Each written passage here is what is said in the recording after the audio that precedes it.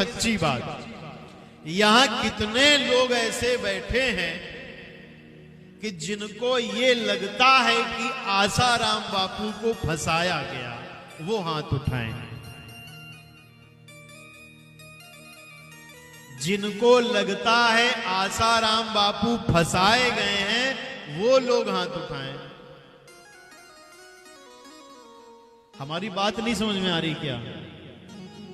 अच्छा, कितने लोगों को लगता है कि आसाराम बापू ने गलत किया?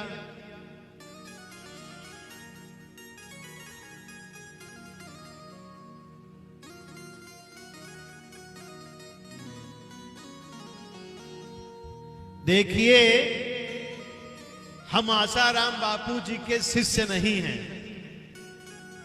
मगर शुरू में हमको भी ये लगा, पर जब हम वहां के आईजी से मिले और वहां पे हमने और चीजें पढ़ी और चीजें जानी, तब हमने ये निष्कर्ष निकाला कि आसाराम बापू को बदनाम करने में कम से कम 30 करोड़ रुपए खर्च किए गए।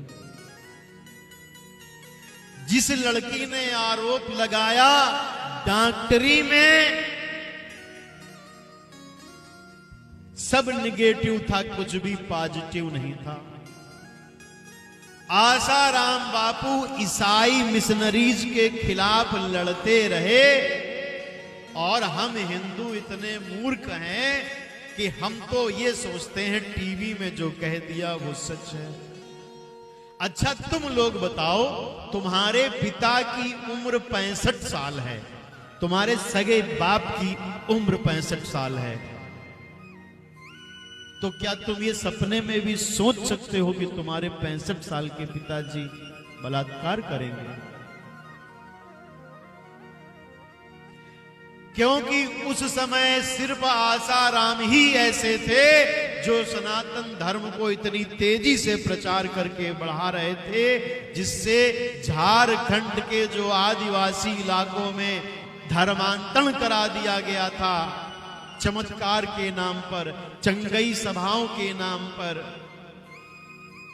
और उन्होंने कम से कम 15 से 10 लाख लोगों को वापस हिंदू धर्म पे लाए थे।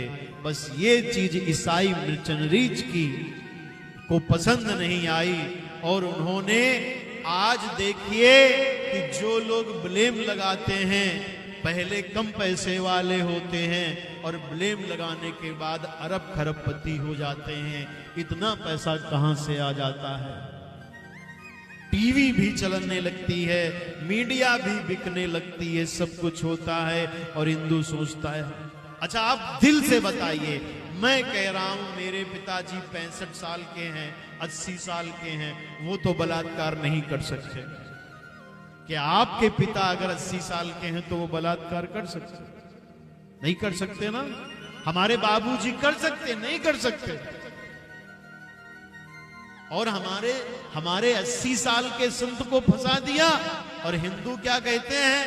आसाराम ने तो कांड किया, भगवान करे जिनके मुंह से ये वाणी निकलती है उनके भी 80 साल के बाप फंसे, तब उनको पता चलेगा कि ये कलंक कितना बुरा होता है।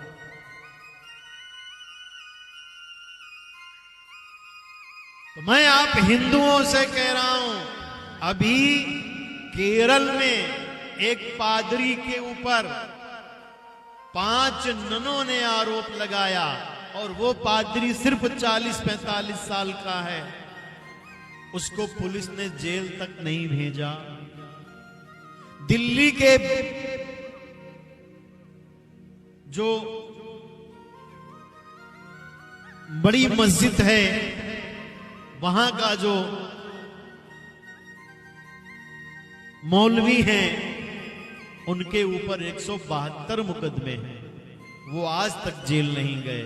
ऐसा क्यों होता है कि हिंदू संत ही जेल बार बार भेज दिए जाते हैं? क्यों? यदि तुमने राष्ट्र के लिए और हिंदुओं के लिए बोलना शुरू किया, तो देखिए हम लोगों को जो पैसा मिलता है वो आप लोग देते हैं। बेटा कुछ लोग शांत कराओ, समिति के लोग बच्चों को पीछे कर दें। बच्चों को खेलने के लिए पीछे करें। क्या होता है, वेटिकन सिटी से पैसा आता है धर्मांतरण करने के लिए।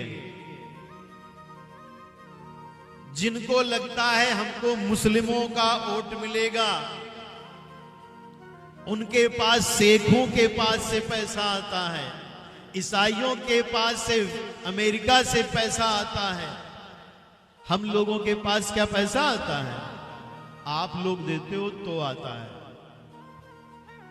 और हमारे काशी विश्वनाथ मंदिर में सरकार ने 350 रुपए की टिकट ऊपर से लगा दी है। सरकार साल में 1 लाख करोड़ रुपया हिंदुओं के मंदिर से कमाती है, मगर हमारे जैसे आचार्यों को, ये जो बालक बैठे हैं जो बीएचयू में पढ़ते हैं, ये जब शास्त्री बन के निकलेंगे ना तो इनको कोई सरकार पैसा नहीं देती। मगर आपके मस्जिद में जो मौलवी हैं उनको 17,000 रुपया महीना कांग्रेस के पीरियड में ये कानून बना दिया कि मौलवियों को तनख्वाह मिलेगी।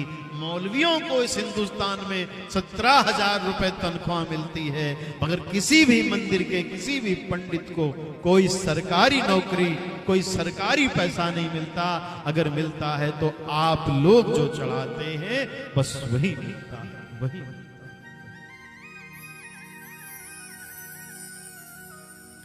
बोलिए चंद्रमौली भगवान की जय हो।